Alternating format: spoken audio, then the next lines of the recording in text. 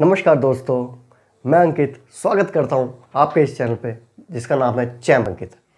दोस्तों, आज हम बात करेंगे एक ऐसे मंदिर के बारे में जो अपने आप में विज्ञान और चमत्कार दोनों को समेटे हुए है।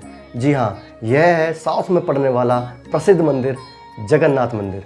तो चलिए, आज मैं आपको इस मंदिर के बारे में कुछ ऐसे तथ्य बताता हूँ जो बहुत ही सुनने में आपको आश्चर्यजनक लगेंगे। तो चलिए शुरू करते हैं। दरअसल यह उड़ीसा के पुरी शहर में स्थित यह जगन्नाथ मंदिर हमारे पावन चार धामों बद्रीनाथ, द्वारका, जगन्नाथपुरी और रामेश्वरम में से एक है। यहाँ पर लाखों लोग हर साल दर्शन करने जाते हैं। विष्णु भगवान को समर्पित यह मंदिर धरती का बैकुंठ भी कहा जाता है। जी हाँ, यह मंदिर मुख्य रूप से भगवान श्री कृष्ण को समर्पित है, जिन्हें जगन्नाथ जी के नाम से भी जाना जाता है। यहाँ पर उनके बड़े भाई बलराम और बहन सुभद्रा तीनों की मूर्तियां रखी हुई है। कि मंदिर के अंदर रखी ये लकड़ी की मूर्तियां, इन्हें हर 12 साल में बदला जाता है। इसके बारे में एक इंटरेस्टिंग स्टोरी प्रचलित है। वहाँ पर कहा जाता है कि देवताओं के शिल्पकार श्री विश्वकर्मा ने इन लकड़ी की मूर्तियों को स्वयं अपने हाथों से बनाया है।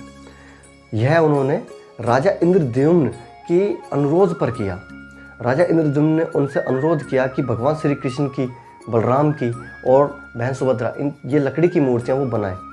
लेकिन इसके पीछे उन्होंने एक शर्त रखी। उन्होंने कहा, जब तक ये लकड़ी की मूर्तियों का काम पूरा नहीं हो जाता तब तक उस गर्भगृह में कोई भी प्रवेश नहीं करेगा। राजा इंद्रद्युम्न इसके लिए राजी भी हो गए। समय बीतता चला गया। कुछ समय बाद राजा इंद्रद्युम्न को उस कमरे से कुछ आवाज़ें आईं। तो राजा इंद्रद्युम्न ने उस कमरे को खोल कर देखा। वहाँ जैसे ही उन्होंने द्वार खोला तो तभी विश्वकर्मा जी उन मूर्तियों को अधूरा छोड़कर वहाँ से चले गए और आज भी वो लकड़ी की मूर्तियाँ अधूरी हैं। और यही नहीं, इस मंदिर के बारे में बहुत से फैक्ट्स भी प्रचलित हैं। मंदिर में प्रवेश करने के लिए एक सिंह द्वार है। इसके बारे में मान्यता है कि जब तक आप इस सिंह द्वार के भीतर कदम नहीं रखते तब तक तो आपको समुद्र की लहरों की आवाज़ बहुत ज़ोर ज़ोर से सुनाई देती है। लेकिन जैसे ही आप इस मंदिर के अंदर कदम रखते हैं आपको लहरों की आवाज़ सुनाई देनी बिल्कुल बंद हो जाती है। जी हाँ। फैक्ट नंबर 2, मंदिर के ऊपर लहराता हुआ ध्वज। जी हाँ, इस ध्वज के बारे में मान्यता है कि यह ध्वज की हमेशा हवा की विपरीत दिशा में ही लहराता है। वहाँ पर दर्शन करने के लाखों लोगों ने भी इसकी पुष्टि की है।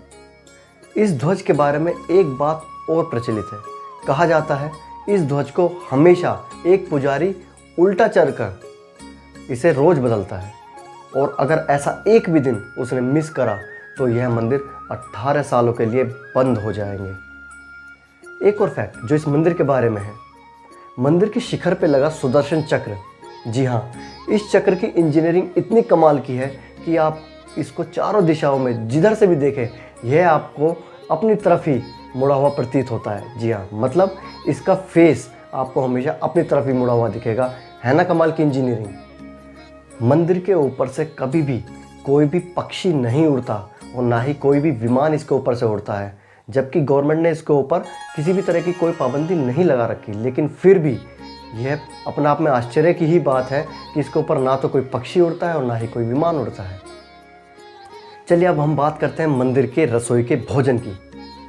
मंदिर के प्रसाद को तैयार किए जाने वाली रसोई भी कोई कम आश्चर्यजनक नहीं है।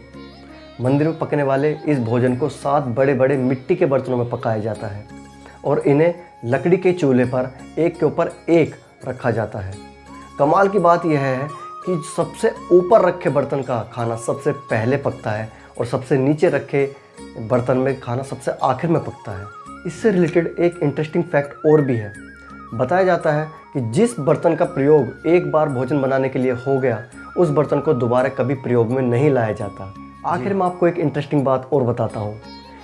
प्रसाद ग्रहण करने के लिए यहाँ पर कम से कम 2000 से लेकर और 20,000 के बीच के श्रद्धालु आते हैं। लेकिन आश्चर्य की बात यह है कि यह भोजन ना तो कभी कम पड़ता है और ना ही कभी फालतू बचता है, जबकि भोजन को तैयार किए जाने वाली सामग्री हमेशा समान ही रहती है। शाम होते होते यह भोजन अपने आप ही समाप्त हो जाता है। तो यह अपने आप में एक लोगों के द्वारा वहाँ कहा जाने वाला चमत्कार है। कहते हैं कि भगवान का आशीर्वाद आज भी वहाँ पर लोगों को मिलता है। उम्मीद है आपको आज के सभी फैक्ट्स बड़े अच्छे लगे होंगे। तो चलिए मिलते हैं एक अगले एपिसोड में। तब तक के लिए नमस्कार। लाइक शेयर एंड सब्सक्राइब करना मत भूलना दोस्तों। धन्यवाद।